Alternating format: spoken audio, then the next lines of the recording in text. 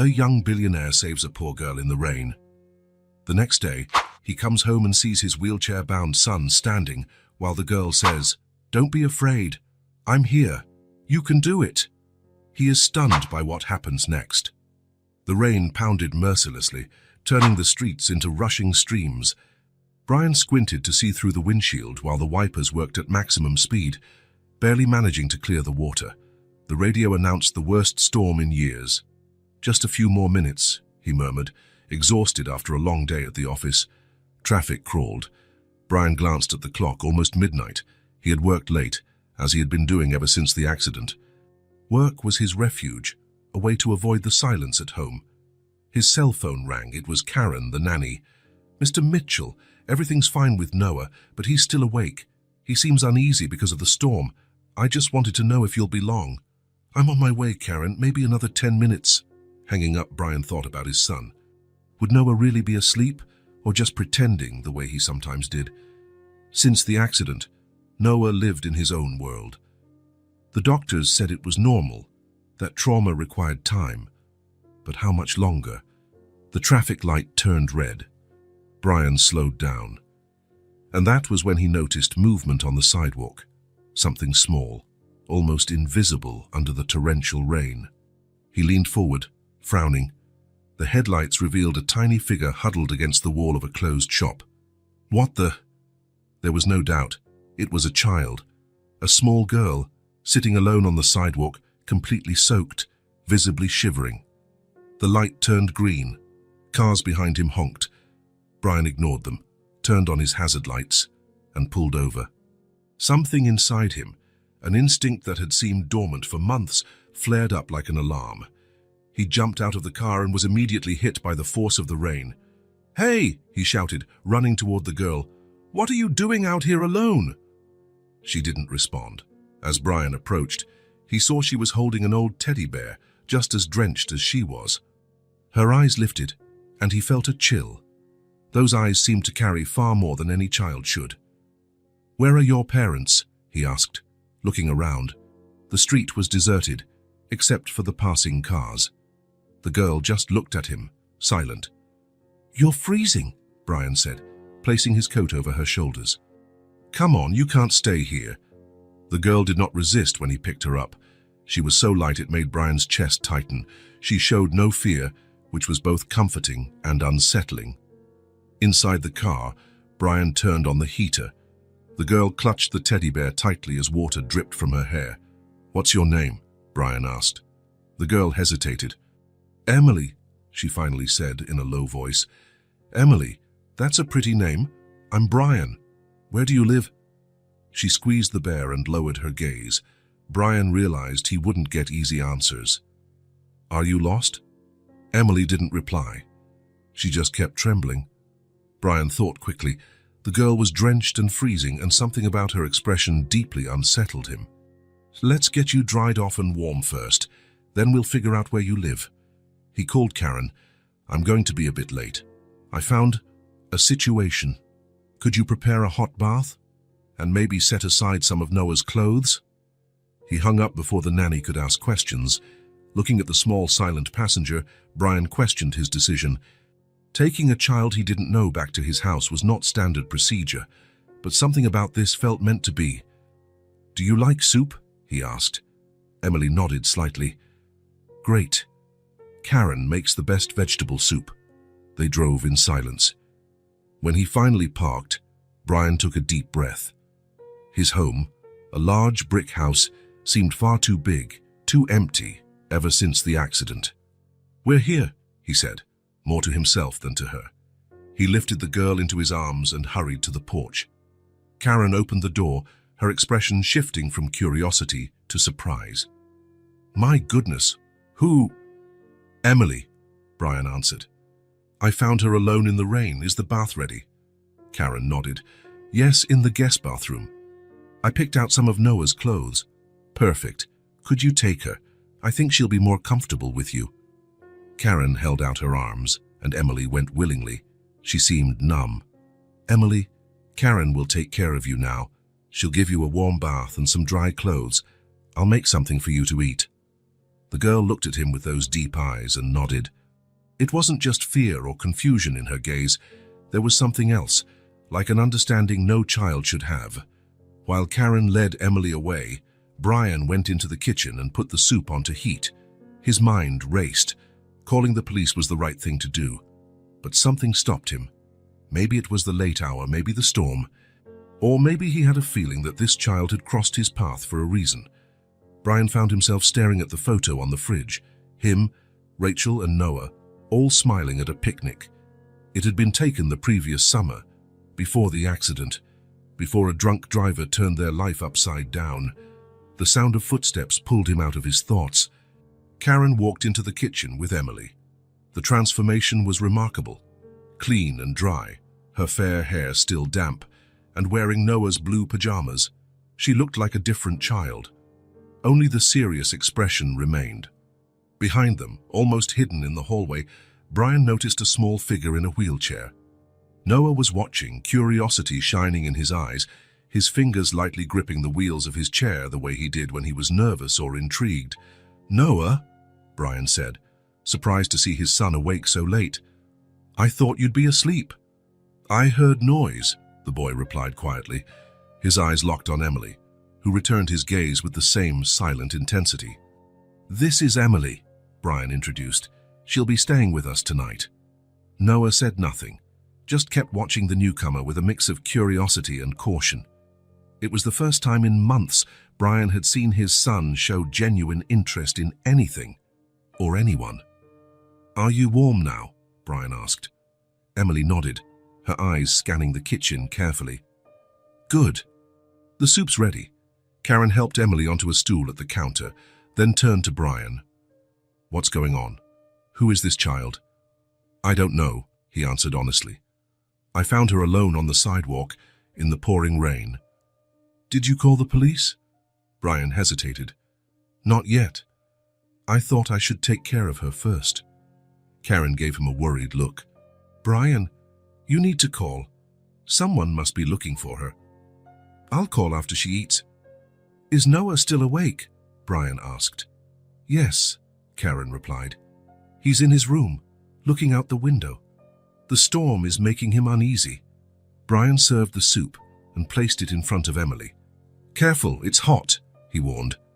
Emily picked up the spoon and started eating with surprising delicacy for a child. "Do you know where you live, Emily?" Karen asked. Emily kept eating in silence. "Where are your parents?" Brian tried. The girl paused briefly, staring at the soup, then continued eating without answering. "Is the soup good?" Brian changed the subject. Emily looked at him and nodded. It was the most expressive gesture she had shown so far. "Where's your teddy bear?" Brian asked. "I put it to dry," Karen answered. "It was soaked." Emily looked up, worried. "Don't worry," Brian said quickly. "It's just drying. You'll get it back soon." She relaxed and went back to her soup. "I'll go make up the guest room," Karen said. Left alone, Brian watched Emily, trying to understand her mystery. Who would leave a child alone in the rain? Why wouldn't she talk about her home? "Are you afraid of something, Emily?" he asked gently. The girl stopped eating. Her blue eyes met his. For a moment, he saw something there. Not exactly fear, more like resignation. She lowered her gaze and continued eating. Karen returned. "The room's ready." Emily had finished the soup and pushed away the empty bowl. "Want some more?" Brian asked. She shook her head. "Let's get you to bed, then." Brian held out his hand. After a brief hesitation, Emily took it. Together they walked upstairs. The hallway was long. The door at the end belonged to Noah. It was closed, as it always was at night. Karen led them to the smaller guest room. The bed was made, and Emily's teddy bear was resting on the pillow. When she saw the toy, the girl let go of Brian's hand and ran to the bed. She picked up the bear and hugged it tightly against her chest. "I thought she might like to sleep with it," Karen said. "Good thinking," Brian replied, noticing how much calmer Emily seemed. They helped her settle in. She lay down, her eyes heavy with sleep. "Good night, Emily," Brian said. "Sleep well. Tomorrow we'll help you get back home." Emily looked at him intently. Then, surprising them both, she spoke, "I don't have a home." Just 3 words, but they carried immense weight. Before they could respond, she closed her eyes, holding the teddy bear. Brian and Karen left quietly, leaving the door slightly ajar. "What do we do now?" Karen asked. "I don't know. I'll call the police, but—" He glanced toward Emily's room. Something is really off about this. At the top of the stairs, Brian noticed Noah's door was ajar, a faint light coming from inside. He approached and peeked through the crack. Noah was in his wheelchair by the window, watching the rain. Sensing his father's presence, the boy turned his head. His eyes quickly noted Emily, who was holding Brian's hand. "Noah, this is Emily," Brian said softly. "She's staying with us tonight." Noah didn't respond, but his gaze stayed on the girl, showing more interest than he had shown in anything for months. Emily returned his stare with the same intensity. For a moment, the 2 children just watched each other as if assessing one another. "Bedtime for everyone," Karen said gently. "You too, Noah. It's very late." Noah nodded reluctantly and wheeled himself away from the window, but his eyes still followed Emily as Karen guided her to the guest room. "Was he okay today?" Brian asked. "Same as always. Quiet. Did his exercises. Ate little." Brian nodded. That had been Noah's routine since the accident. A routine of silence and a sadness no child should carry. Back downstairs, Brian picked up the phone and dialed the local police station. "Oakwood Police Department." "Good evening. My name is Brian Mitchell. I found a child tonight." "Where?" "On Maple Avenue." She was alone, sitting on the sidewalk in the pouring rain. "And where is the child now?" "She's at my house. She was soaked and shivering. I couldn't leave her there." He heard the sound of keys clicking. "Name and age?" "Emily. She seems about 5 or 6. I don't know her last name." "Did she say where she lives? Where her parents are?" "No. She only said she doesn't have a home." "Your address, sir?" Brian provided his address. "Any signs of abuse?" "Not physically, but she's very quiet. There's something in her eyes."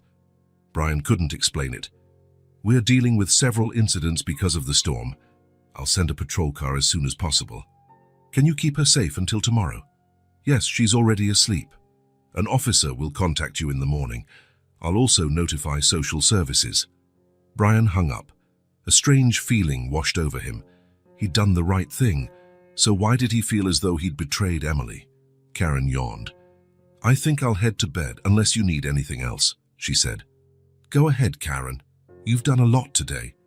Karen went to her room on the 1st floor. She had lived with them since Noah was born, becoming almost part of the family. After the call, Brian went upstairs again. Noah's door was shut now. He knocked softly. "Can I come in?" he asked. "Yes," came the quiet reply. Noah was in bed, but clearly still awake. His eyes shone in the darkness, reflecting the hallway light. "Can't sleep?" Brian asked, sitting on the edge of the bed. Noah shrugged. "Who is she?" "Emily. I found her alone in the rain. She doesn't have a home." Brian looked at his son, surprised. Noah must have overheard the conversation. "It seems she doesn't," he answered honestly. Noah was silent for a moment.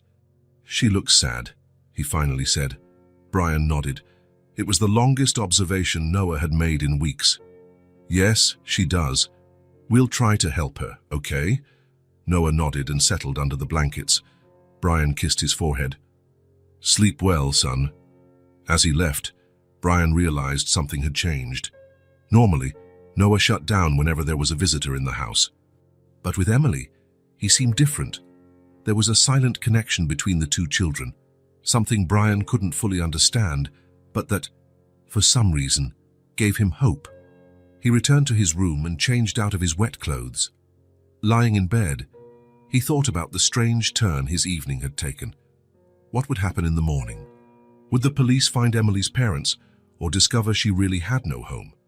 If that were the case, what would become of her?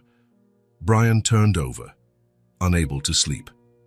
For some reason, he felt Emily hadn't crossed his path by chance. He felt she was connected to the emptiness in his home, to Noah's silence, to everything that had been broken in their lives. Outside, the storm was easing. The pounding rain became gentler, like a lullaby. Cradled by that sound, Brian finally fell asleep, dreaming of blue eyes that held secrets and of possibilities he hardly dared admit to himself when awake. Morning arrived with a soft light filtering through the curtains. The storm had given way to a clear sky, as if all the cloud's fury had been just a distant nightmare. The house was quiet, except for the sounds coming from the kitchen, where Karen was preparing breakfast. Emily woke early. For a few seconds, she lay still in bed, trying to recall where she was. The room was cozy, unlike any place she had slept before. She hugged her teddy bear tightly, and then remembered the night before. The rain, the kind man, the big house, the boy in a wheelchair who watched her with sad, curious eyes. She got up slowly, still wearing the borrowed blue pajamas. She picked up her teddy and left the room, her bare feet barely making a sound on the hallway floor. She went downstairs cautiously, following the smell of pancakes and the low music coming from the kitchen. Karen had her back turned to the door, stirring something on the stove. Emily stood there quietly, unsure whether she should go in. "Good morning," said Karen without turning around, as if she had eyes on the back of her head. "Did you sleep well?" Emily nodded, then realized Karen couldn't see her. "Yes," she replied softly. Karen turned, smiling. "That's good. You must be hungry. Would you like some pancakes?" Emily nodded again, more emphatically this time.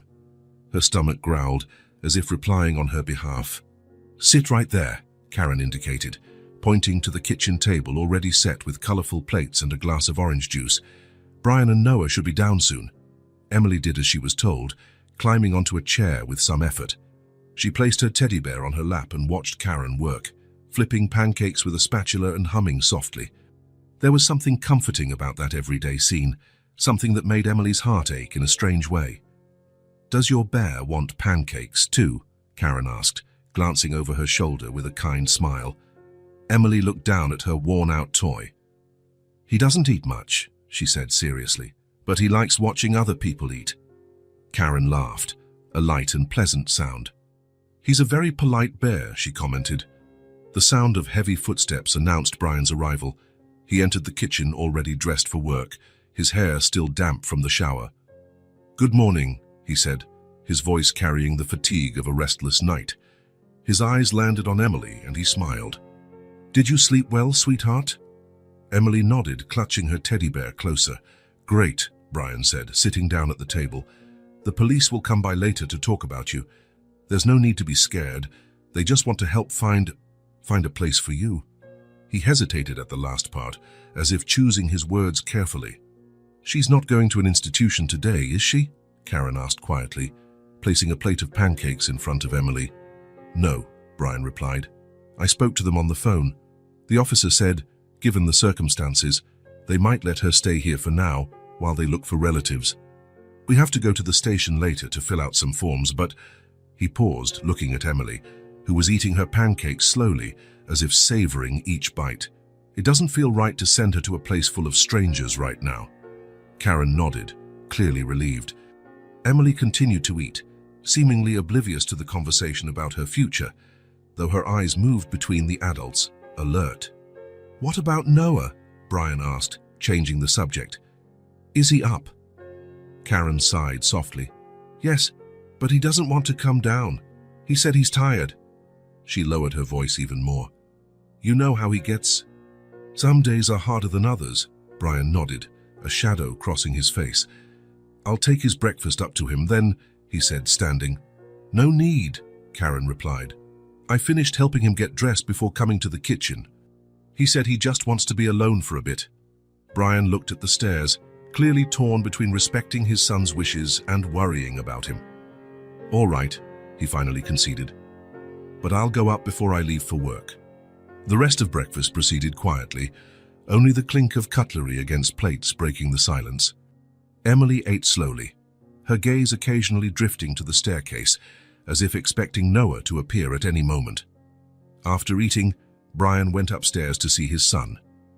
Emily stayed in the kitchen, helping Karen clear the table with surprising efficiency for such a small child. "Would you like to draw for a while?" Karen asked while putting away the last dishes. I have some paper and crayons Noah never uses. Emily nodded. Karen retrieved a colorful box from a shelf and led Emily to the living room, where she spread some sheets of paper on the soft rug. Make yourself comfortable, Karen said. I'll finish up in the kitchen and then come back. Emily sat on the rug, crossing her legs, and began testing each crayon color on the paper. Soon she was completely absorbed, drawing with intense concentration. Brian came downstairs a few minutes later, his face showing a mix of worry and resignation that had become familiar in recent months. How is he? Karen asked softly, as Brian passed through the kitchen. The same, Brian said, sighing. He doesn't want to talk, doesn't want to come down. He just stares out the window with that empty look. He shook his head. The doctor said it's psychological, that physically he could be recovering better, but he'll get through this, Karen said, trying to sound more confident than she felt. He just needs time. It's been 8 months, Karen. Brian rubbed his face, tired. Sometimes I wonder if he'll stay in that chair forever, not because he can't walk, but because he's too afraid to try. They glanced into the living room, where Emily was still drawing quietly, unaware of their conversation. I have to go, Brian checked his watch. The social worker will come by around 5. I'll be back before that. After Brian left, the house settled into a comfortable silence. Karen finished cleaning the kitchen, then went to see how Emily was doing. The girl had created several drawings, colorful houses, trees, a blue sky with a big yellow sun. There was a peaceful quality to her pictures, a calm that contrasted with the circumstances that had brought her there. They're very pretty, Karen praised. Do you like to draw? Emily nodded, not lifting her eyes from the paper, where she was now outlining a brown teddy bear that looked just like hers. I'm going to take a snack to Noah, Karen said. Would you like to come with me? Maybe he'd like to see your drawings. Emily looked at her, her blue eyes thoughtful. After a moment, she gathered her drawings into a small stack and stood up, holding them against her chest like a precious treasure. They went upstairs together, Karen carrying a tray with milk and cookies. She knocked lightly on Noah's door before entering. The room was spacious, decorated in shades of blue and green. A small collection of toy cars rested on a shelf, along with children's books and a few action figures. A big bed with a planets and stars comforter took up one side of the room. On the other side, near the window, Noah sat in his wheelchair, staring outside with a distant expression. I brought a snack, Karen said cheerily, and a visitor. Noah turned his head slowly. His eyes fell on Emily, who was half hidden behind Karen, clutching her drawings. Hi, he said simply, without emotion. Emily made some very nice drawings, Karen continued, placing the tray on a small table. Maybe you'd like to see them. Noah shrugged, a gesture that could mean anything. Karen shot Emily an encouraging look, and Emily took a few hesitant steps into the room. I'll leave you two to talk, Karen said, stepping away toward the door. I'll be downstairs if you need anything. After Karen left, a heavy silence fell over the room. Emily stood there, holding her drawings, while Noah stared out the window again. Slowly, Emily walked to the center of the room and sat on the rug. She spread out her drawings in front of her and took a blue crayon from the pocket of the dress Karen had lent her. Methodically, she began drawing again as if she were alone. Noah watched her out of the corner of his eye for a few minutes. She worked silently, focused, occasionally switching colors. What are you drawing? He finally asked, his voice breaking the quiet like a pebble dropped into a still pond. Emily held up her sketch so he could see a house with a big tree beside it and 2 small figures under the tree. Who are they? Noah asked, pointing to the figures. Emily shrugged, as if the question didn't really matter. She set the drawing aside and took another blank sheet of paper, then slid it across the floor toward Noah. A silent invitation. Noah looked at the blank paper, then at Emily. He made no move to pick it up. Emily went back to her own drawing, creating new lines, crafting a colorful world in which she seemed to lose herself completely. Occasionally, she looked at Noah and patted the rug next to her, inviting him once more. The morning went on that way, in a sort of silent communication only children seem able to sustain. Emily drew several new worlds on the rug, while Noah watched from his chair, refusing to join but also unable to completely ignore her. Karen came up a few times to check on them, surprised each time to see Noah still in the room with Emily. Usually, after a few minutes with any visitor, he asked to be left alone. At lunchtime, Karen called the children downstairs. Noah refused, as always, preferring to eat in his room. Emily went down and ate quietly, her eyes often drifting to the staircase. After lunch, she returned to the living room and continued drawing on the rug. The afternoon passed slowly, the sun moving across the windows, casting golden patterns on the floor. Around 3 o'clock, to Karen's surprise, Noah appeared at the top of the stairs. Can I come down?" he asked, his voice hesitant.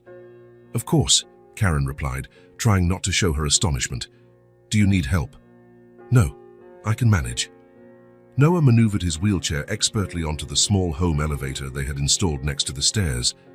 Once he reached the living room, his eyes immediately found Emily, still sitting on the rug surrounded by her bright drawings. He rolled up close, stopping a few feet away. Emily looked up and smiled, small but genuine. "Can I see your drawings?" Noah asked. Emily nodded, gathering some papers and handing them to him. Noah examined them silently, his face softening a bit. "They're really nice," he finally said, returning them. Emily picked up her teddy bear, which she had left on the couch, and, without warning, placed it next to Noah's wheelchair. Then she went back to the rug and resumed drawing, as if nothing had happened. Noah looked at the worn-out toy in surprise. It was clearly Emily's only precious possession, and she had just shared it, with no hesitation or conditions. Karen, watching discreetly from the kitchen, felt a lump in her throat. There was something deeply significant in that simple gesture. The girl who had nothing offering her only treasure to the boy who seemed to have everything, but had lost the most important thing. The afternoon went by in quiet companionship. Noah stayed in the living room, close to Emily, occasionally commenting on her drawings or just watching her work. He never tried to pick up the teddy bear, as if understanding it wasn't truly his, but a temporary gift of company. At 4:30, Brian came home from work, surprised and touched to find Noah in the living room. "Hey, champ," he said, trying not to show how much that simple change meant to him. "How was your day?" "Normal," Noah replied with a shrug, but his eyes were more alive than they had been in months. The social worker, a middle-aged woman named Mrs. Roberts, arrived promptly at 5. Brian greeted her and explained the situation, while Karen prepared snacks in the kitchen. Emily continued drawing, seemingly oblivious to the importance of the visit. The conversation in the dining room was formal but productive. Mrs. Roberts asked questions about Emily, about how Brian had found her, about the previous night. She took notes in a small notebook, occasionally glancing at the living room where Emily was now showing something in one of her sketches to Noah. "Given the circumstances," Mrs. Roberts finally said, "we can consider a temporary placement while we investigate further. There are procedures, of course, forms, an official home visit, background checks." "We'll do whatever is necessary," Brian said without hesitation. "She can stay with us as long as needed." Mrs. Roberts nodded, seeming satisfied. "She seems to be adapting well," she said, looking into the living room, "especially with your son." "Yes," Brian agreed, following her gaze. "It's odd, but somehow it feels right for her to be here." As the social worker was getting ready to leave, Emily stood from the rug and walked to Noah. They exchanged a few words the adults couldn't hear. Then, to everyone's surprise, Emily picked up the teddy bear, placed it on Noah's lap, and went upstairs. "Where's she going?" Mrs. Roberts asked, surprised. "I'm not sure," Brian answered, equally puzzled. Noah looked at the teddy bear in his lap, an odd expression on his face. Not exactly happiness, but something akin to resolution. A few minutes later, they heard footsteps on the stairs. Emily returned, carrying something in her hands. She walked straight over to Noah, her face serious and determined. "Why are you always sitting in that chair?" she asked, her clear voice cutting through the room's silence.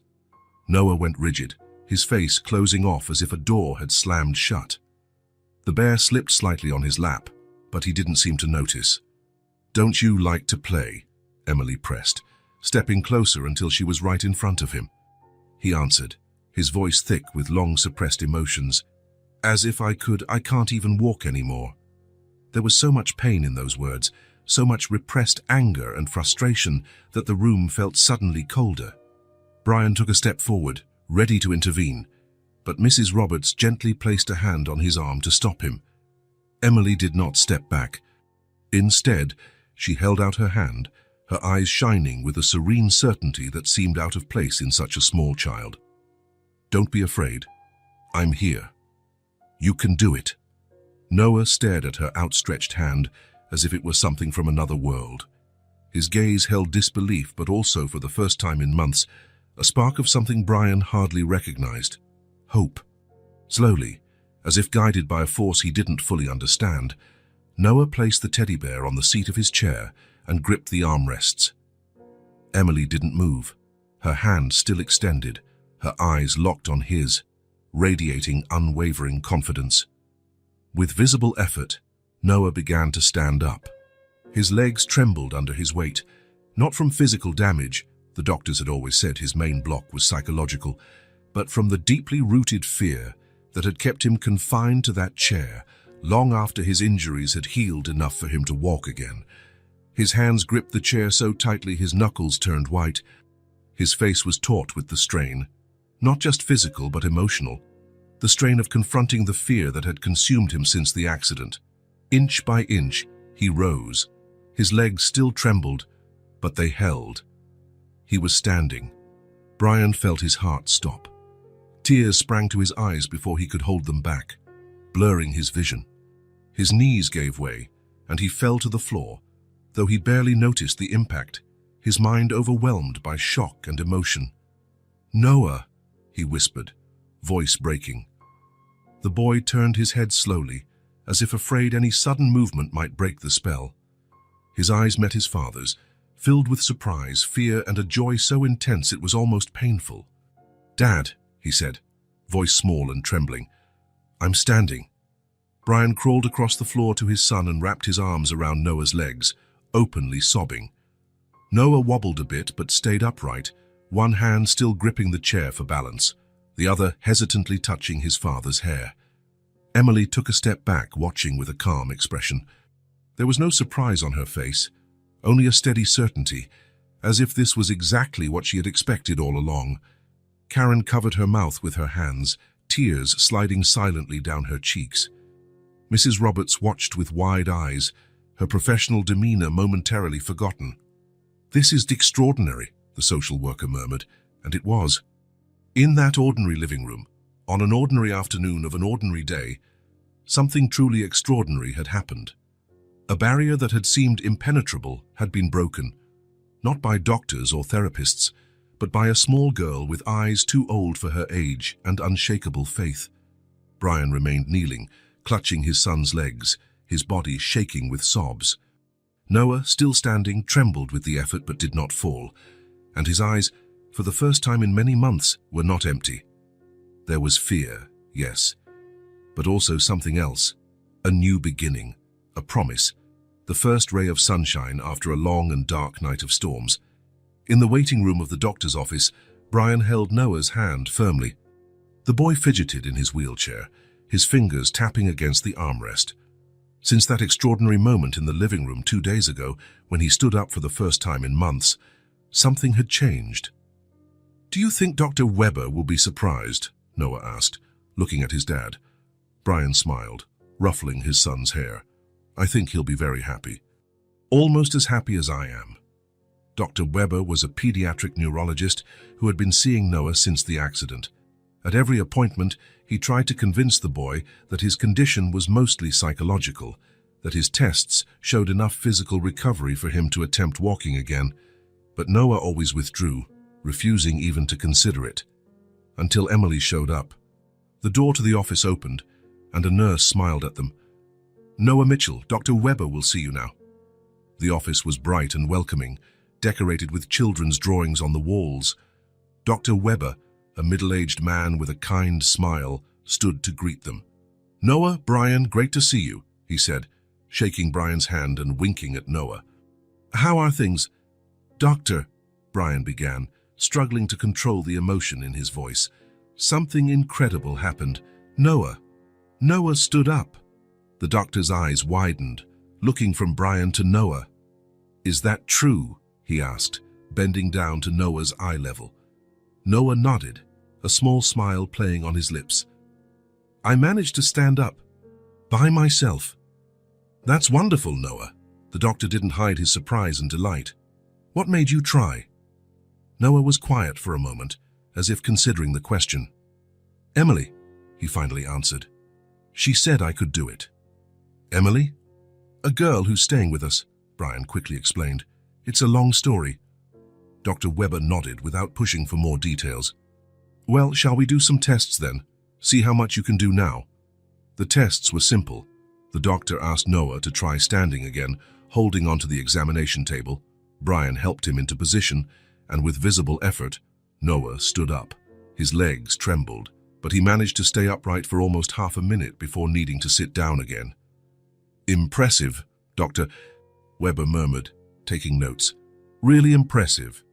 He ran a few more exams, checking reflexes, sensitivity, and muscle strength. Noah cooperated, a newfound determination shining in his eyes. When they finished, the doctor sat back in his chair, smiling at father and son. "Noah, what happened is extraordinary but not unexpected. As I've always said, your condition was primarily psychological. The accident created a mental block that kept you from even trying to walk again. The fear was so great that your body obeyed." "What happens now?" Brian asked, holding his son's hand. "Now there's every reason to be hopeful," the doctor answered. "With proper physical therapy and continued effort, Noah can regain a normal gait. It's not guaranteed, of course. The road will be long. There may be tough days, setbacks even. But it's possible. Very possible." Noah looked at his father, his eyes shining with something not seen there in a long time. "Hope. Can I really walk like before?" "You can," Dr. Weber affirmed. "It will take work. We'll start with therapy sessions 3 times a week. You'll have exercises to do at home every day. But yes, if you stay determined as you are today, I strongly believe you'll walk again." On the drive home, the car was filled with a different kind of silence. Not the heavy, sad silence that usually followed medical appointments, but a light silence, full of possibilities. "Dad?" Noah said, staring out the window. "Yes, son? I want to try walking a bit today, in the yard. Will you help me?" Brian felt his throat tighten. "Of course, champ. We'll give it a try." When they arrived home, Emily was on the porch with Karen, drawing in a notebook. Seeing the car, she looked up, her blue eyes alert. Noah asked his father to help him out of the car, leaving the wheelchair in the trunk. Brian complied, his heart racing. It was the first time Noah had requested that. With his father helping him balance, Noah took a few shaky steps toward the porch. Karen covered her mouth with her hands, tears in her eyes. Emily just watched, serene. "The doctor said I can learn to walk again," Noah announced, his voice steadier than it had been in months. "I'll do therapy and exercises. It'll take time, but it's possible." Emily smiled, a small but glowing smile.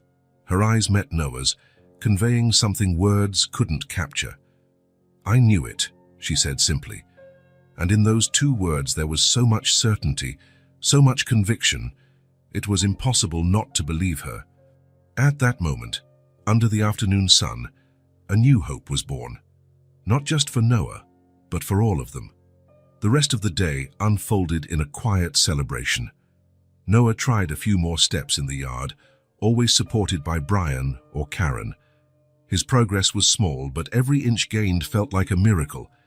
Emily watched everything with her attentive blue eyes, a slight smile on her lips whenever Noah managed to move forward just a bit more. When evening came, Karen prepared a special dinner. The table felt livelier than it had in months. Even Noah joined in the conversation, talking about the exercises the doctor had recommended. Brian watched his son with eyes shining with pride and hope, a look Karen hadn't seen since before the accident. It was during dessert that Karen noticed something odd. Emily, usually quiet but observant, seemed distant. Her cheeks were flushed, and she had barely touched her chocolate pudding, normally her favorite. "Emily, are you okay?" Karen asked, gently touching the girl's forehead. "You're warm." Brian looked worried. "Let me see." He touched Emily's forehead as well. "Feels like you have a slight fever." Emily sniffled, and only then did they notice her red nose. "I'm fine," she muttered, but her voice sounded a bit hoarse. "I think you caught a cold," Brian said kindly. Not surprising after that heavy rain, Karen stood up quickly. "I'll make you some tea with honey, and we still have that children's cough syrup in the bathroom cabinet." Noah watched Emily with obvious concern. "Are you going to be sick for a long time?" he asked.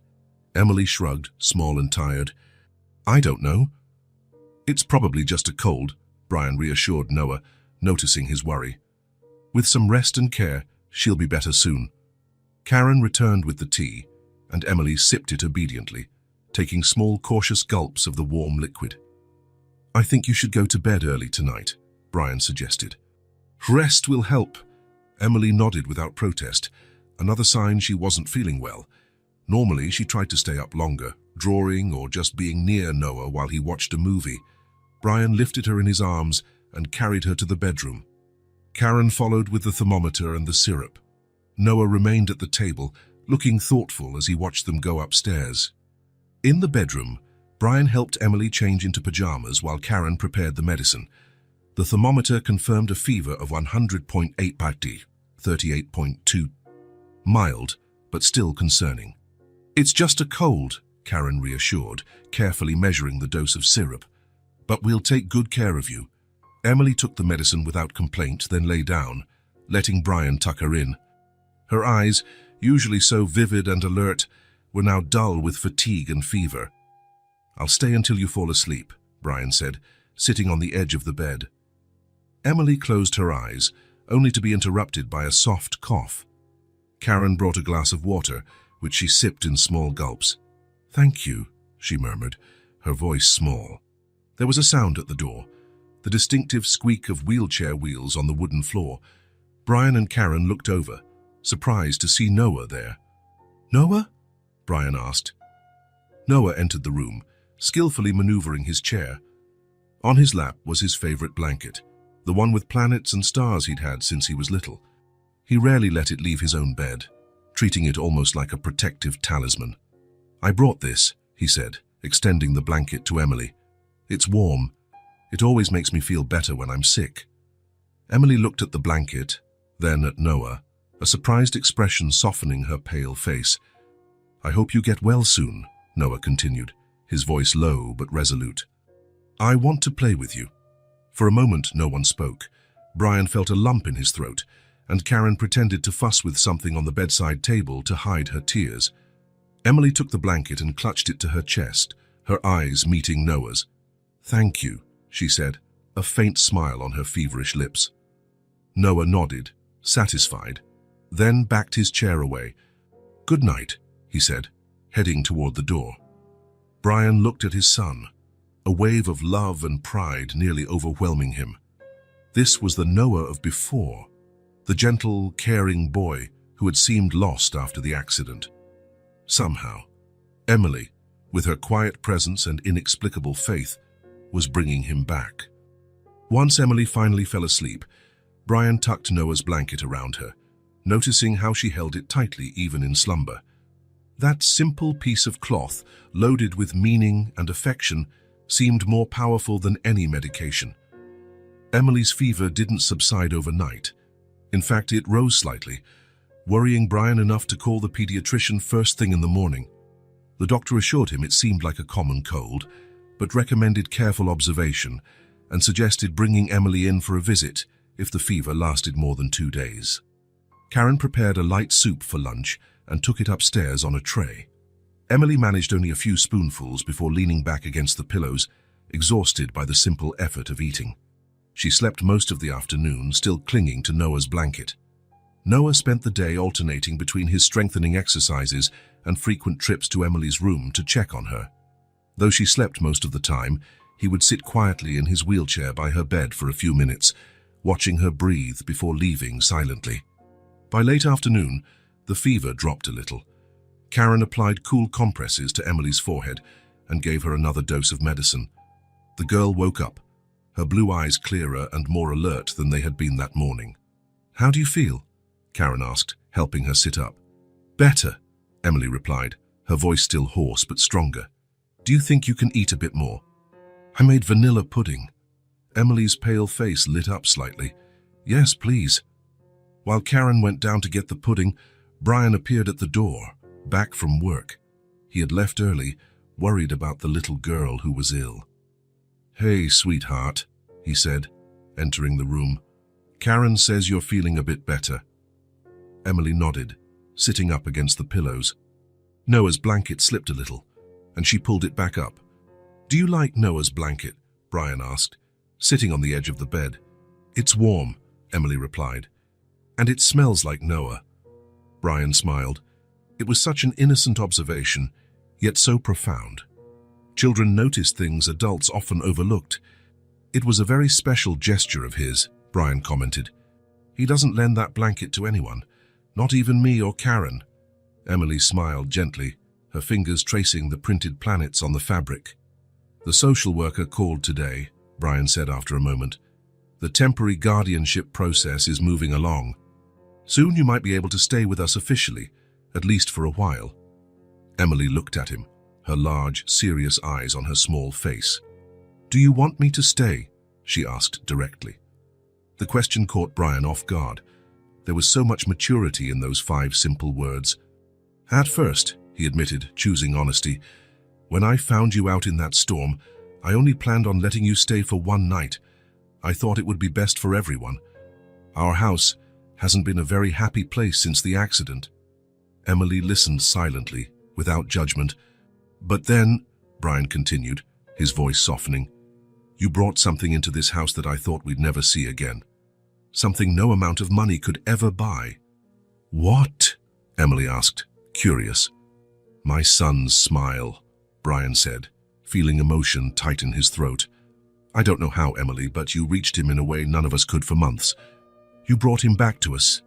Emily looked down, gazing at the blanket as if absorbing his words. So, yes, Brian concluded, I really do want you to stay with us. The silence that followed wasn't awkward.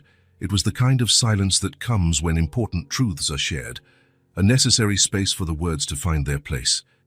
Emily, Brian began gently, you've never told us about your life before, about your family. The girl kept her eyes on the blanket, her fingers going still. You don't have to talk if you don't want to, Brian added quickly. But sometimes sharing sad stories makes them a little lighter. Emily took a deep breath, a soft sound that carried a heavy burden for her small shoulders. I lived with my mom, she began, her voice barely above a whisper. In lots of different places. Brian nodded, encouraging her to continue. We had an apartment first. It was small but nice. My mum put flowers on the windows. Her eyes were distant now, seeing a past Brian could only imagine. Then my dad found us. He used to yell a lot. He'd hit my mum. She paused. Sometimes he hit me too. Brian felt his heart tighten. How much pain had this small girl already endured? One night my mom took our things and we ran away. After that, we never stayed in one place for long. It was always just a bit longer, Emily, and then we'd leave again. She spoke with a simplicity that made the story even more heartbreaking. There was no self-pity in her voice, just the plain facts of a reality she had accepted. Sometimes we slept in shelters, other times on stairwells or park benches if it was warm. My mum always said she'd find a good job and we'd have a real home again. Emily looked out the window, where the sky was beginning to darken. Last winter was really cold. My mum started coughing. She said she was fine, but she wasn't. One night we slept under a bridge. She hugged me to keep me warm. Emily's voice faltered a little. In the morning, I tried to wake her, but she wouldn't wake up. Brian felt tears burning in his eyes. He wanted to scoop Emily into his arms, to shield her from a world that had already taken so much from her. But he respected her space, letting her finish. Some people came and took my mom away. They tried to take me too, but I ran. She always told me to be careful with strangers, especially those in uniforms. How long were you on your own? Brian asked gently. Emily shrugged, a small, sad gesture. Not sure. A lot of days. I knew how to ask for food. My mom taught me to be polite, so sometimes people would give me sandwiches or fruit. What about your teddy bear? A small smile appeared on Emily's lips. My mom gave it to me on my birthday. She said it would protect me when she couldn't. Silence filled the room again, heavy with the weight of her revelation.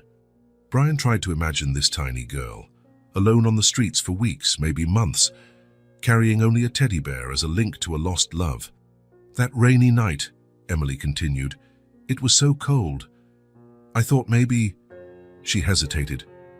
Maybe I'd see my mom again. Brian couldn't hold back his tears any longer.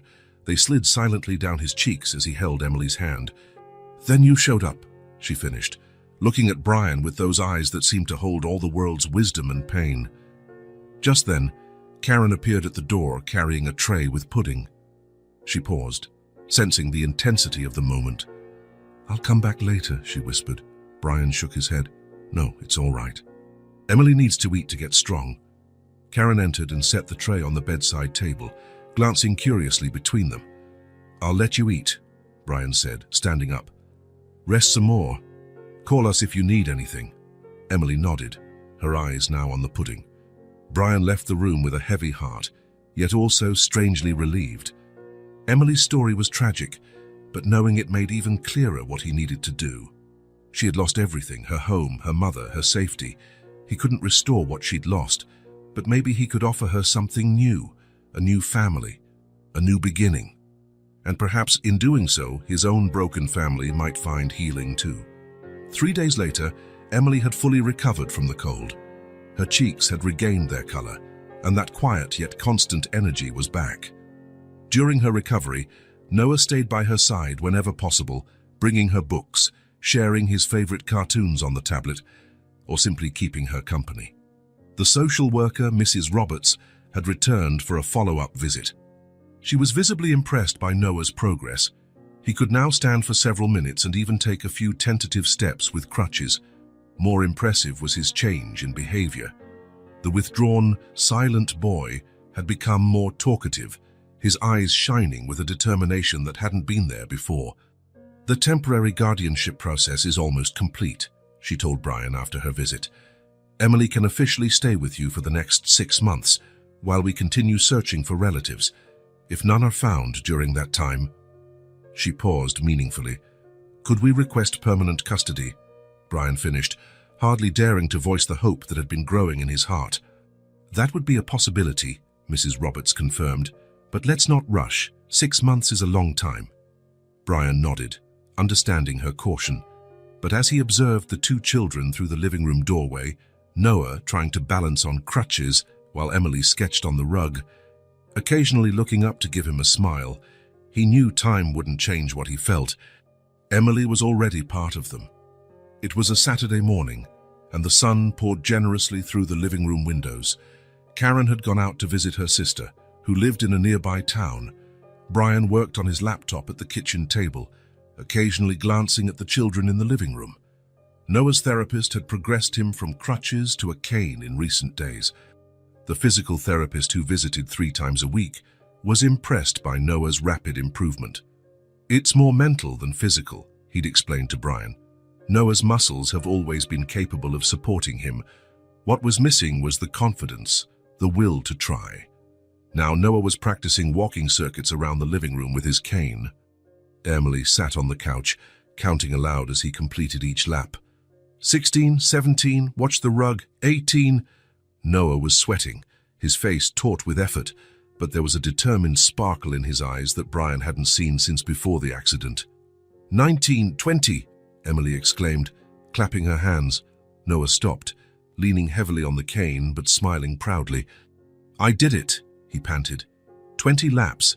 I only did 17 yesterday. You'll get stronger every day, Emily said with that serene certainty that seemed far too mature for her age. Noah limped over to the couch and sat down beside her, breathing deeply as he rested his legs. They were silent for a moment, Emily doodling in her notebook while Noah watched. What are you drawing? He finally asked. Emily turned the notebook for him to see. It was a simple but expressive sketch. 2 children holding hands in front of a big house, with a tall man beside them. That's us, she explained. You, me, and your dad. Noah studied the drawing for a long moment, his fingers lightly tracing the figures. "It looks like a real family," he said quietly. Emily regarded him with those penetrating blue eyes. "It could be," she replied simply. Noah looked at her, a hint of vulnerability in his expression, as if he wanted to say something important but feared rejection. "I really like you, Emily," he finally blurted, the words rushing out. "I wish you were my sister." "For real?" The silence that followed felt significant. Brian, who had stepped into the kitchen doorway to check on them, froze. He didn't want to interrupt that moment, but he also couldn't bring himself to leave. Emily looked at Noah, her face serious yet soft. "I like you a lot too," she replied. "I've never had a brother before." "It's good," Noah said, sounding more confident now. "We can do stuff together. I'll teach you to ride a bike when my legs get better, and we can play video games. Have you ever played video games?" Emily shook her head. "I'll teach you, then," Noah promised enthusiastically. "It's really fun, and you can teach me how to draw." "Your pictures are so good." Brian felt a lump in his throat. It had been so long since he'd seen Noah like this, excited, talking about the future with hope instead of resignation. It was as if a light had turned on inside the boy, a light that had gone out the night of the accident. He slipped away quietly, returning to the kitchen table. The tears on his cheeks were, for once, the tears of joy rather than pain. The rest of the morning passed peacefully. Brian made sandwiches for lunch, and they all ate together on the back porch, enjoying the pleasant sunshine. Noah talked about a book he was reading, and Emily listened intently, her eyes hungry for details of a normal life she'd never known. "Do you think I can go back to school soon?" Noah asked, looking at his dad. "If you keep progressing like this, I don't see why not," Brian replied. "Maybe not full days at first, but we could start with a few classes." "Can Emily come too?" The question caught Brian off guard. It was something he'd thought about, of course, but hadn't yet discussed fully. "Emily's never been to school," Noah explained, noticing his dad's hesitation. "She told me her mom taught her things at home, but she's never sat in a classroom with other kids." Brian looked at Emily, who kept her eyes lowered, a slight blush coloring her cheeks. "Would you like to go to school, Emily?" he asked gently. She lifted her gaze, a mix of hope and apprehension in her eyes. "Can I?" "Of course you can," Brian answered, feeling his heart clench at the simplicity of her question. How many basic things most children take for granted had been denied to Emily. "As soon as the temporary guardianship paperwork is finalized, we'll enroll you. Maybe you and Noah can even attend the same school." Emily's face lit up with a smile so radiant it completely transformed her usually serious features. For a moment, Brian glimpsed the child she might have been, happy, carefree, if life hadn't been so harsh. In the afternoon, Noah's physical therapist came for his session. He was a young and energetic man named Mark, who had a knack for turning exercises into games. This time, he brought a large ball. "We'll work on balance today," he explained, placing the ball on the living room floor. "You're going to sit on it and try to keep your balance while I count to 10. Noah eyed the ball apprehensively. "Won't I fall?" "I'll hold you at first," Mark assured him. "Then we'll reduce the support as you gain confidence." Emily, who usually just observed these sessions, approached. "Can I help?" she asked. Mark smiled. "Sure, you can stand on the other side and cheer Noah on. Sometimes having someone rooting for you makes all the difference." Emily positioned herself where Mark indicated, her eyes fixed on Noah with that characteristic intensity. "You can do it," she said simply. The session was a success. Noah managed to balance on the ball for increasingly longer intervals, always with Emily in front of him, sometimes counting out loud, sometimes just smiling in quiet encouragement. Mark seemed impressed not only by Noah's progress, but also by the dynamic between the two children. "You make a great team," he commented at the end of the session. "Emily, you have a knack for this. Maybe you should consider becoming a physical therapist when you grow up." Emily blushed, clearly pleased by the compliment. After Mark left, Noah was exhausted but satisfied. He refused the wheelchair, preferring to use his crutches to get to the couch, where he collapsed with a tired sigh. "I'm sore all over," he admitted. "But it's a good pain." Emily sat next to him, studying him with that gaze that seemed to see right through people. "You work really hard," she observed. "I want to walk again soon," Noah responded, "so I can do normal things again, like play soccer." "Yeah." Noah looked at his legs with a mix of determination and something else, something close to sadness. "If I hadn't asked my mom to pick me up that night—" He trailed off, biting his lip. Emily tilted her head, her eyes never leaving his face. "You think it was your fault? The accident?" Noah didn't answer immediately. When he did, his voice was so soft Brian, passing by the hallway, almost didn't hear. "If I hadn't called her to come get me earlier at my friend's house, if we'd left 5 minutes sooner or 5 minutes later." Brian stopped in his tracks, his heart clenching. He had never heard Noah speak about the accident this way. Therapists had hinted at a possible guilt complex, but Noah always clammed up whenever the subject came up. "It's not your fault," Emily said with such conviction her words practically carried physical weight. "It was the man who ran the red light." Noah looked at her, surprised. "How do you know?" "You talk in your sleep," Emily answered simply, "and your dad told Karen some things." At that, Brian entered the living room, unable to just stand by. He approached the couch and sat beside Noah. "Emily's right," he said gently. "You were never to blame, Noah." The boy looked at his father, tears suddenly shining in his eyes. "But if I hadn't asked her to come—" "A drunk driver ran a red light," Brian interrupted, squeezing his son's hands. "It doesn't matter if you'd been there 5 minutes earlier or later. He's the one who did something wrong, not you. Your mom wasn't at fault, and neither were you." Tears began rolling down Noah's cheeks. He lowered his head, shoulders shaking with sobs he tried to contain. Brian pulled him close, hugging him tightly. "For so long I thought—" Noah choked out against his father's chest. "I thought that if I hadn't asked her to come, she'd still be here." "I know," Brian whispered, stroking his son's hair. "I know, but it's not true. It was never your fault." Emily watched the scene quietly, her big eyes solemn. After a moment, she reached out and gently touched Noah's arm. "Your mom loved you," she said. "She'd be happy to see you walking again." Noah looked at her through his tears, then nodded slowly. "Thank you," he whispered. It wasn't clear if it was meant for Emily, his father, or both. They stayed that way for a long time. Noah curled up in his father's embrace, Emily sitting patiently beside him, her small hand still resting on his arm in a comforting gesture. It was as if a knot that had been inside Noah for months finally began to loosen. The tears flowed freely now, washing away months of buried pain, unspoken guilt, and unprocessed grief. When the sobs finally subsided, Noah looked exhausted, but there was a change in his expression.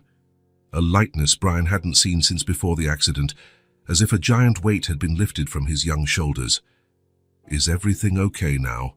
Emily asked, her face close to Noah's. He took a deep breath and nodded. "It's better," he replied. "A lot better." That night, Brian lay in bed feeling a sense of relief so strong it was almost physical. How long had Noah carried that guilt? How had Brian not realized it? The therapists had suggested it, of course, but Noah always denied it, changing the subject. It took Emily, a child they'd known for barely 2 weeks, to bring that pain to the surface so it could finally be faced. Emily. That extraordinary little girl who had entered their lives like a silent ghost on a stormy night, and in such a short time brought so much healing, not just for Noah, but for the whole house. The walls that once echoed with Rachel's absence now vibrated with something new. Not yet joy, but hope, possibility, a future. In the next room, Noah slept deeply for the first time in months, untroubled by the nightmares that usually woke him.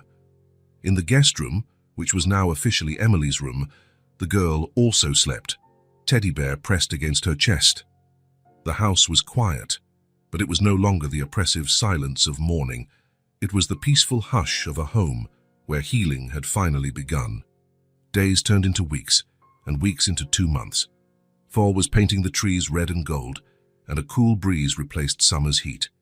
At the Mitchell house, other changes, just as deep, were underway. Noah now used the cane only for longer distances, and inside the house he could walk without support. His physical therapist called it a miraculous recovery, and suggested he could return to school after the fall break, starting part-time. Emily was officially under Brian's temporary care for over a month. The social worker visited regularly, always leaving with positive notes about how well Emily was adapting. She went to preparatory classes 3 times a week to catch up on her education before enrolling in formal school. Her teachers were amazed by her intelligence, saying she soaked up knowledge like a sponge. The house, once a place of oppressive silence, now brimmed with life again, occasional laughter, dinner table conversations, even small arguments. It pulsed with the normal rhythms of a home where people truly lived, not just existed. One Friday afternoon, Brian left work early. He'd spent the morning at his lawyer's office, reviewing papers, signing documents, asking questions. When he returned home, he found Karen in the kitchen baking cookies with Emily, while Noah worked on a complex puzzle in the living room, a gift from his grandfather. "I'm home," Brian announced, putting his briefcase on the table. There was a contained energy in him, an anticipation no one could miss. "You have a strange look on your face," Karen said, wiping her hands on her apron. "Did something happen?" "We can talk later," he replied, glancing at Emily, happily licking a spoonful of cookie dough. "Kids, how about we go for ice cream after dinner to celebrate Friday?" The proposal was met with enthusiasm. Even Noah, who was more conscious of his pre-teen image these days, couldn't hide his smile.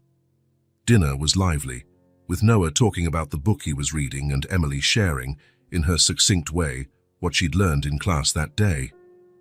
Brian watched it all with a mixture of joy and something else, a quiet certainty, as if he had finally found his path after a long time lost. The local ice cream parlor was almost empty at that hour.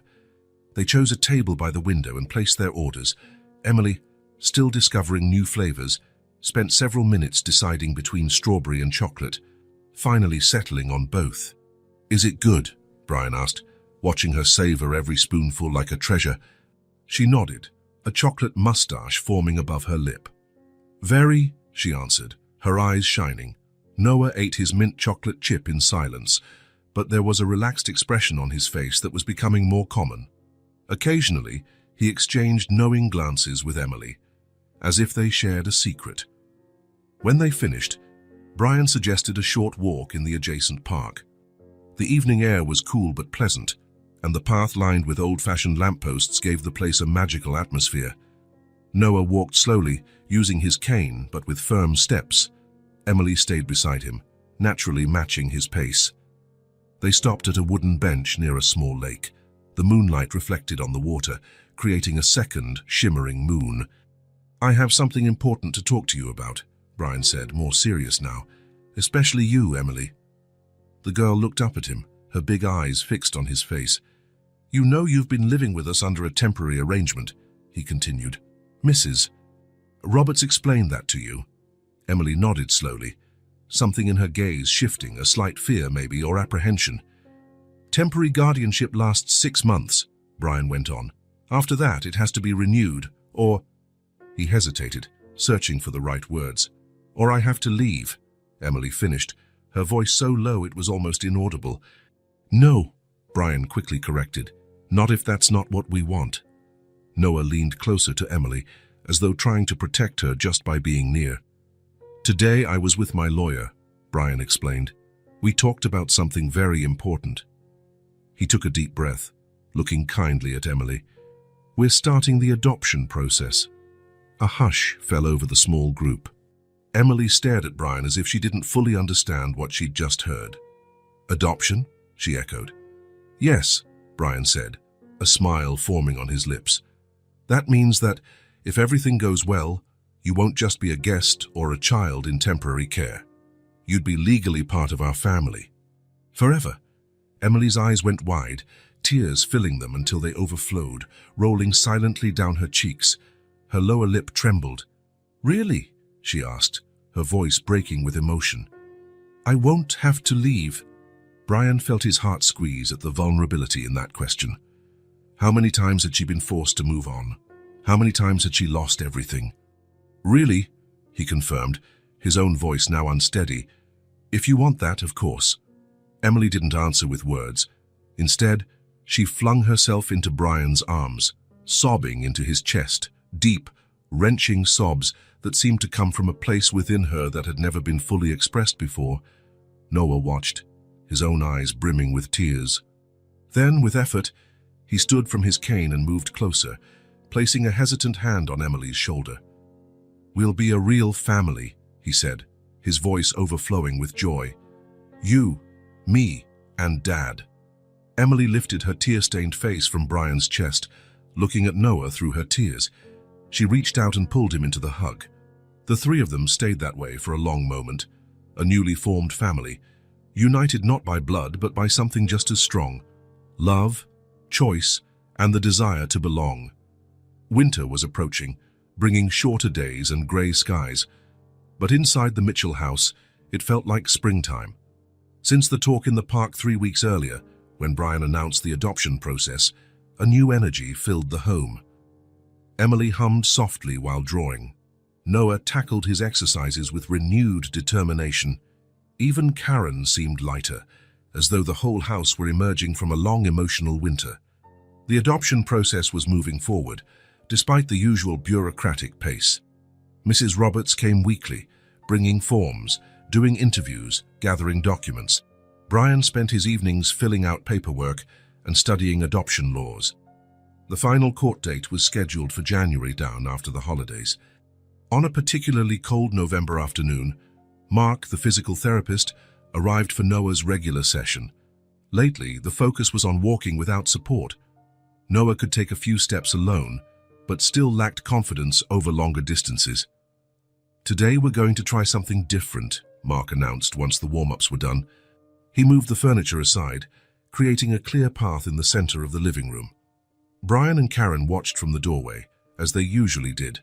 Emily sat on the couch, a forgotten sketchbook on her lap, her eyes fixed on Noah. "I want you to walk from here to the other end of the room," Mark explained. "Without the cane this time." Noah looked at the open space ahead of him. It was about 15 feet, nothing before the accident, but now it looked like miles. His eyes widened, a mix of fear and challenge. "I don't know if I can," he murmured, biting his lower lip. "It's too far without support." "That's why we'll do it a bit differently today," Mark said encouragingly. He glanced at the couch. "Emily, could you help us?" The girl stood immediately, leaving her notebook aside. There was something about her posture, a readiness, a quiet certainty, that was striking, as though she already knew what Mark wanted before he said it. "What should I do?" she asked, her voice soft but firm. "I want you to stand at the other end of the room," Mark instructed. "Noah will walk toward you." Emily did as asked, moving to the far edge of the clear space. She stood there, small and determined, her gaze never leaving Noah's. The air between them seemed charged with something intangible, a silent communication that the adults could sense but not fully understand. "Now," Mark continued, "hold out your arms. Noah will focus on you and walk in your direction. When he's close enough, you'll grab his hands to help him finish." Noah looked apprehensive, but there was a glint of determination in his eyes that Brian hadn't seen since before the accident. He had walked distances like this before, but always with the cane and always with someone at his side, ready to catch him if he wobbled. "You can do it," Emily said simply, arms extended as Mark had directed. There was no doubt in her voice, just a calm certainty that seemed far older than her years. Noah took a deep breath. He used the cane to stand from the chair. Then, in a decisive move, he handed the cane to Mark.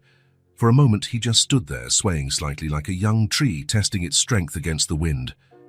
The first step was hesitant, his body tense, braced for a fall that didn't come. The second step was a bit firmer. By the third, his knees wobbled, but he stayed standing. "That's it," Mark encouraged. "Keep your eyes on Emily. One step at a time." Noah moved slowly, each step a small victory over fear, the trauma that had imprisoned his legs for so long. His face was tight with concentration, a fine layer of sweat forming on his forehead, despite the cold. From the doorway, Brian held his breath. Karen gripped his hand so tightly, her nails dug into his skin. The air in the room felt heavy with anticipation, as if everyone was suspended outside of time. Halfway across, Noah paused, his legs visibly shaking from the effort. For a moment, he seemed ready to give up, to return to the safety of the chair or the cane. Mark stepped forward, prepared to help if needed. But then Emily spoke. "Look at me, Noah," she said, her clear voice cutting through the tense silence. "You're almost there. Just a few more steps." There was something almost magical in the way her words seemed to calm the tremor in Noah's legs. He met her gaze, blue locked on brown, and something passed between them, a silent message no one else could fully grasp. Noah drew another deep breath and took another step, then another and another. Each step was slightly steadier than the last, as though he were relearning to trust his body with every inch gained. When he got within about 2 feet of Emily, his legs finally looked ready to give out, the sustained effort catching up with him. But Emily moved forward, holding out her hands exactly as Mark had shown her. Noah grabbed them, his fingers intertwining with hers like a lifeline in a stormy sea. For a moment, they stood like that, Noah and Emily, hand in hand in the middle of the living room, eyes locked on each other, as if the rest of the world had ceased to exist.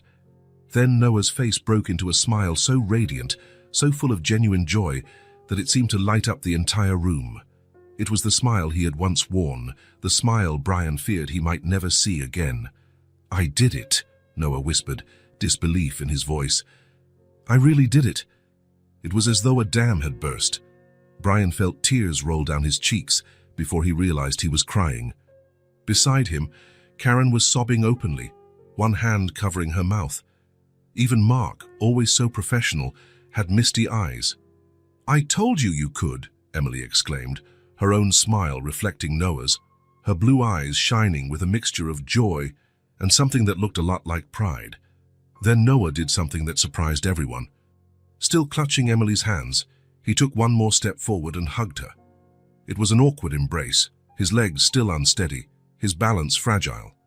But it was a hug, the first he had initiated since the accident. Emily hugged him back, her small arms around his waist, firm enough to help him keep his balance, gentle enough to show how much this moment meant to her, too. Brian approached, unable to just watch. He wrapped his arms around both children, tears flowing freely now. "I'm so proud of you," he whispered, voice thick with emotion. So proud." They stayed that way for a long moment, a small circle of love and triumph in the middle of the living room. Mark and Karen looked on in respectful silence, witnesses to a daily miracle, the kind that unfolds not with fanfare or heavenly lights, but with hesitant steps and intertwined hands. When they finally pulled apart, Noah was panting, his legs trembling from the sustained effort, but his eyes shone like newly lit stars. It wasn't just physical exhaustion. It was the emotional release of finally leaving behind a burden too heavy for him. "I think that's enough for today," Mark said, bringing over the cane. "You've exceeded all expectations, Noah."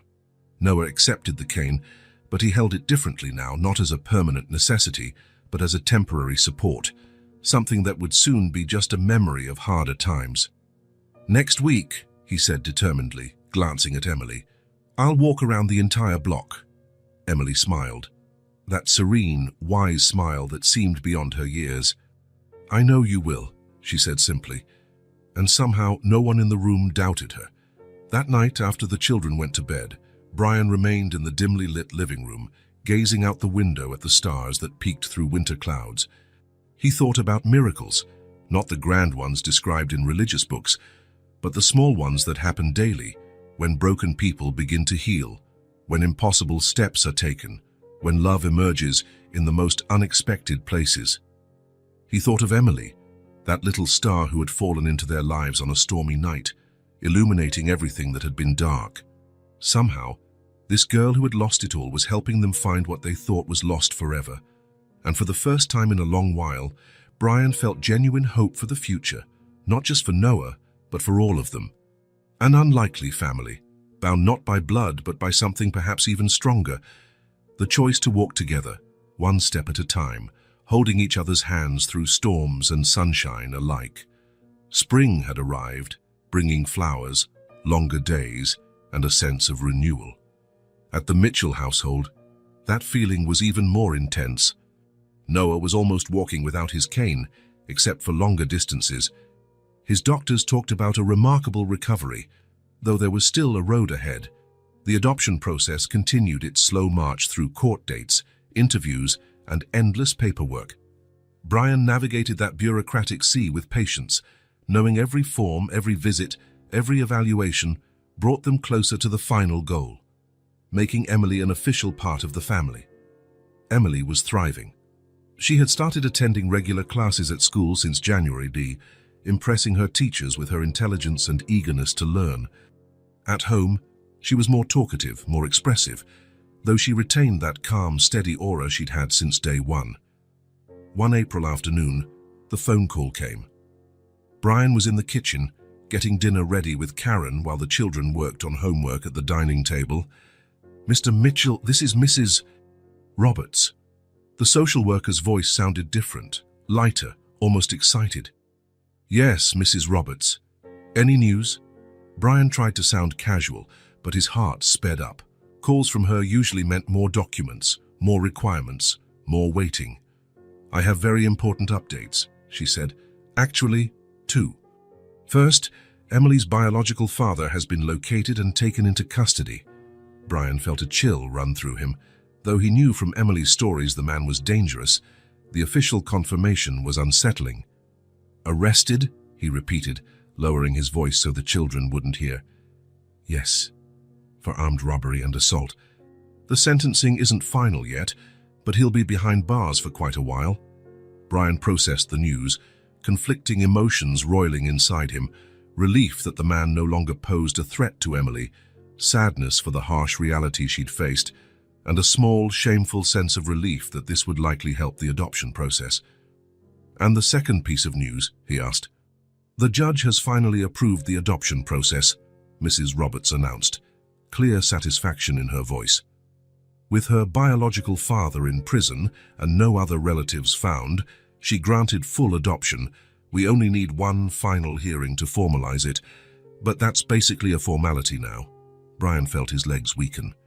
He leaned against the kitchen counter, momentarily unable to speak. "Mr. Mitchell, are you still there?"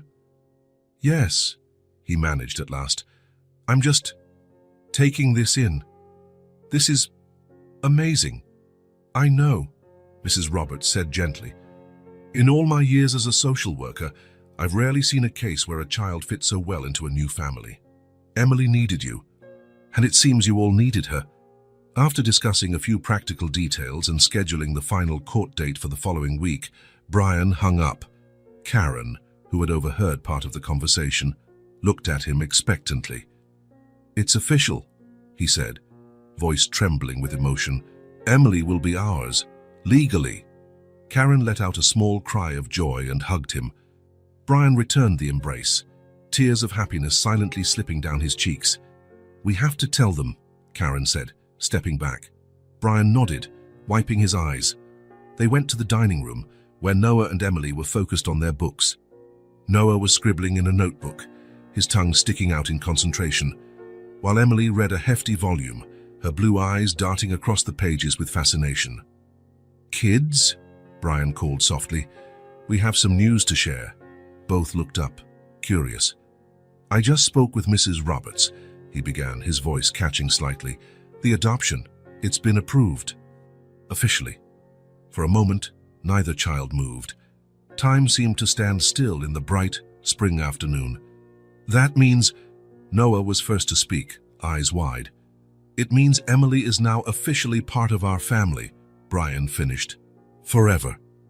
Emily sat very still, her huge eyes locked on Brian as if trying to confirm it was real. "Forever?" she finally asked, voice barely above a whisper. "Not just temporary."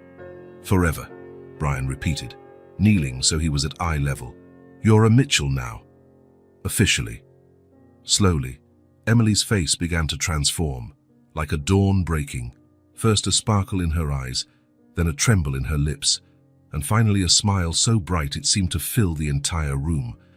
Noah, who was getting more mobile by the day, stood up without help. He walked over to Emily, a little hesitant but steady, and did something unexpected. He knelt beside her and wrapped her in a tight hug. "Now you're really my sister," he said, his voice brimming with joy. Emily hugged him back, her thin arms holding his neck tightly. Brian and Karen joined them, forming a circle of interlaced arms and hearts. In that moment, something was made whole again in the Mitchell home.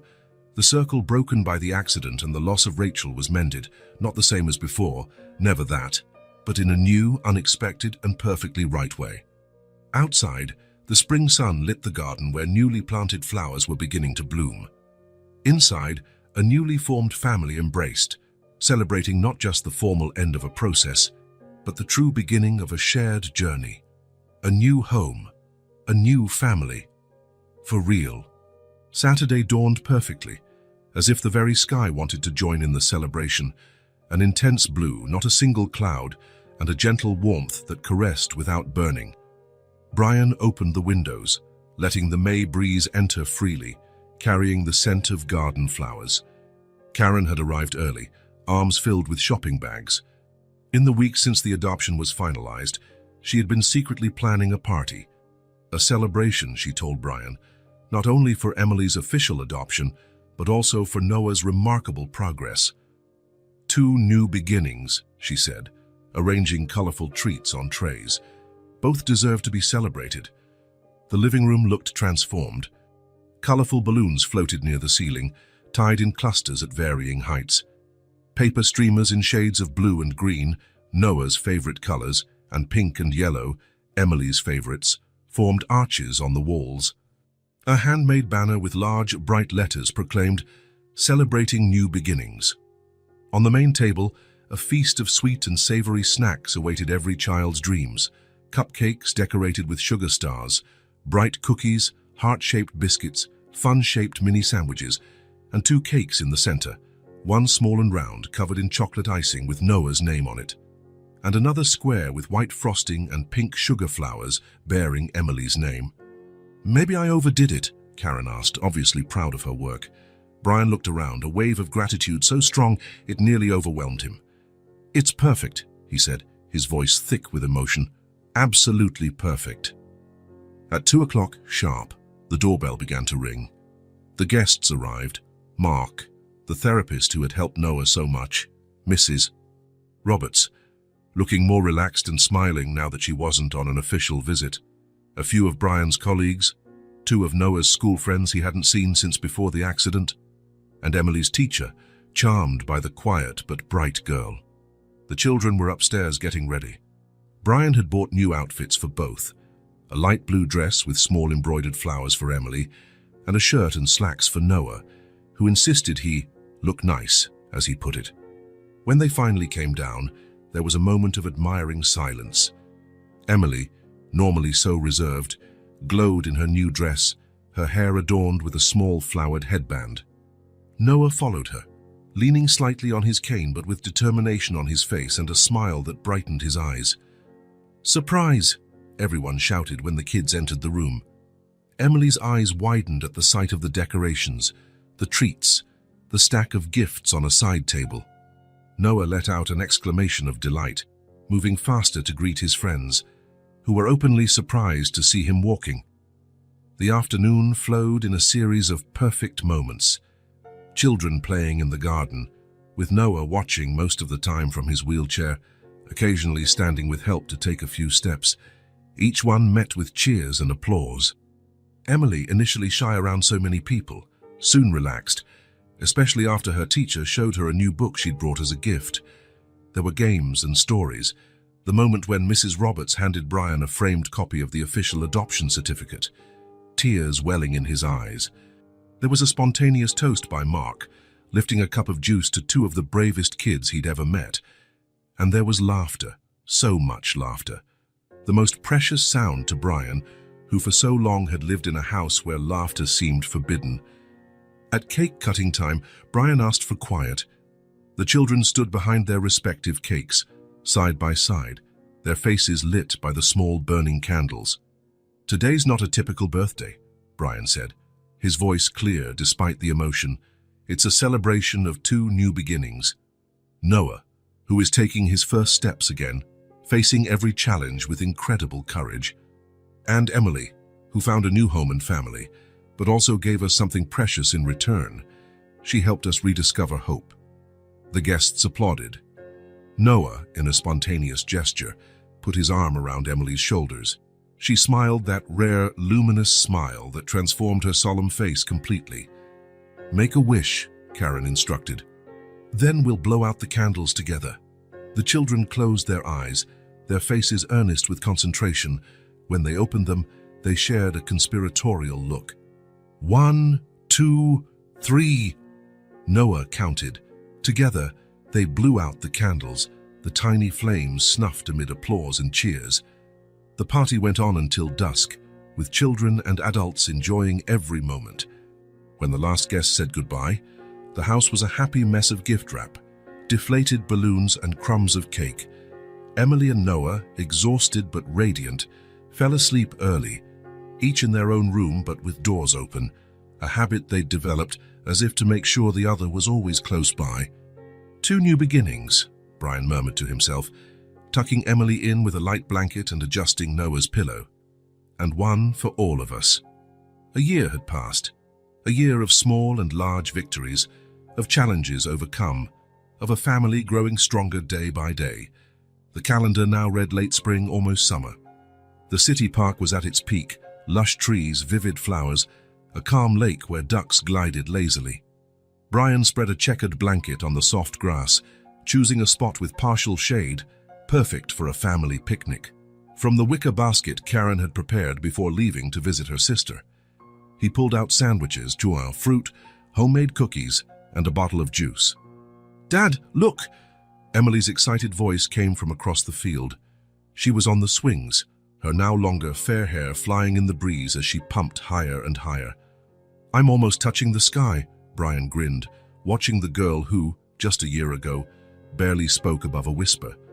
Emily still retained some of that calm maturity she'd had from the start, but now she also radiated a spontaneous joy, a lightness only children who feel truly safe can show. "Be careful not to really fly away," he called back, feigning concern. Emily laughed, that clear sound still making Brian's heart clench with gratitude. Beside him, Noah walked slowly across the grass, his steps still a bit tentative but strong.